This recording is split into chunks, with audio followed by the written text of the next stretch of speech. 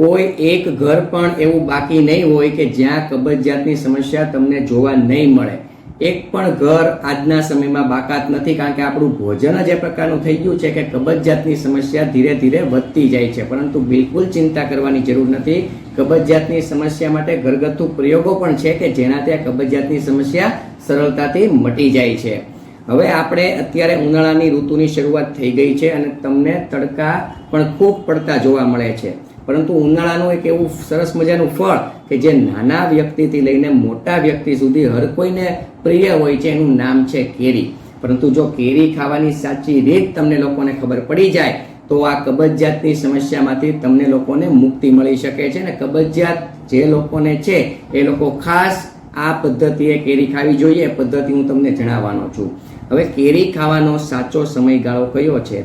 તો કે રોહિણી નક્ષત્ર બેસે એટલે કે 24-25 મેની આજુબાજુ રોહિણી નક્ષત્ર બેસે એટલે કેરી કુદરતી રીતે ઘરે પાકી જાય છે. દાબો નાખીને તો પાકી જાય છે. એ કેરી સરસ મજાની મીઠી મધુર હોય છે ને ખાવા યોગ્ય હોય છે. અને આદ્રા નક્ષત્ર બેસે એટલે કે ચોમાસાનું જે ઋતુ છે, ચોમાસાની સાથે જોડાયેલું જે નક્ષત્ર છે તે આદ્રા નક્ષત્ર છે.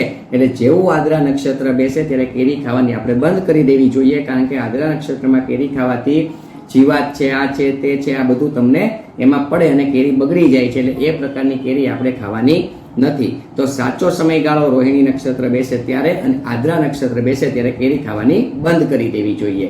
હવે આપણે જે કેરી ઘરે લઈ આવીએ છીએ તે મોટા ભાગના લોકો એનો સરસ મજાના ટુકડા કરી નાખે, છાલ કાઢી નાખે અને એને મિક્સરમાં ક્રશ કરી નાખે અને સરસ મજાનો રસ બનાવીને મોટા ભાગના લોકો ખાતા હોય છે. પરંતુ જે લોકોને કબજિયાતની સમસ્યા હોય એવા લોકોએ કેરીને આખી કેરી લેવાની છે અને ઘોળવાની છે. ધીરે ધીરે પ્રેસ કરવાની, એટલે કેરીને ઘોળવાની છે, એટલે પોચી પોચી થઈ જશે. ત્યારબાદ ઉપરનું જે ડીટીયું છે એને બરાબર પાણીથી સાફ કરી એ ડીટીયું કાઢી લેવાનું છે અને એને ચૂસવાની છે અને ધીરે ધીરે એને ખાવાની છે. ત્યારબાદ એ બધો રસ તમારા શરીરની અંદર જતો રહે. ત્યારબાદ કેરીની છાલ અલગ કાઢી નાખવાની છે અને અંદરનું જે ગોટલું છે એને ચૂસી લેવાનું છે. એમાં રેસા આવે. આ રીતે તમે કેરી ખાઓ એમાં રેસા આવે અને આ રેસામાં આ પ્રકારે તમે જે કેરી ખાઓ એમાં ફાઈબર તમને સારી માત્રામાં મળી રહેશે. અને કબજિયાતનો જો અંત લાવવો હોય તો ફાઈબર યુક્ત ભોજન લેવું ખૂબ જરૂરી છે. તો આ કેરી ઘોળીને ખાવાથી તમને લોકોને પુષ્કળ માત્રામાં ફાઈબર્સ મળશે. એને કારણે તમારું આંતરડું છે ને તે કાચ જેવું ચોખ્ખું થઈ જશે અને આંતરડામાં જે જમા થયેલો મળ છે, દૂષિત મળ છે, વિકૃત મળ છે, ગઠ્ઠાઈ ગયેલો મળ છે, આ તમામ પ્રકારના મળને એકી ઝાટકે બહાર કાઢવાનું કામ આ પ્રકારની કેરી ગોળીને ખાશો અને રેસા તમે લેશો એ કાર્ય કરે છે. એટલે આપણે કેરી, જે લોકોને કબજિયાતની સમસ્યા છે એ લોકોએ કેરીનું સેવન કરવું હોય તો ગોળીને અને આ રીતે એનું સેવન કરવાનું છે, જેનાથી એને ફાઈબર્સ મળે, રેસા મળે અને કબજિયાતની સમસ્યામાંથી એ લોકોને મુક્તિ મળી જાય છે.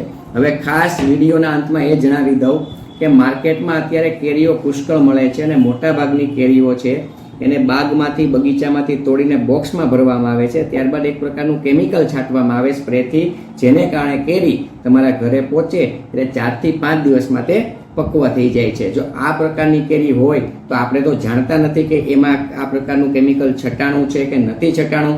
તો આપણે શું કરવાનું છે? તો આપણે થોડાક એનાથી બચવાના પ્રયાસો કરીએ. કેરીને આપણે જ્યારે ખાવામાં ઉપયોગમાં લેવાની હોય એની પહેલાં કેરીને ગરમ પાણીમાં પલાળવાની છે. તમે અડધી કલાક, પોણી કલાક સુધી ગરમ પાણીમાં પલાળી દેજો. એમાં થોડુંક મીઠું નાખવું હોય તો પાણીમાં નાખી શકો છો. ત્યારબાદ એ પલળી જાય ત્યારબાદ કેરીને હજી એક વખત નળમાં પાણી નીચે ધોઈ એકદમ હાથેથી સાફ કરી લેવાની છે અને ત્યારબાદ એને ઉપયોગમાં લેવાની છે. એટલે આપણે જો આ પ્રકારના કેમિકલ છે એનો સંપર્કમાં કેરી આવી હશે તો થોડા અંશે આપણે બચી શકાય છે.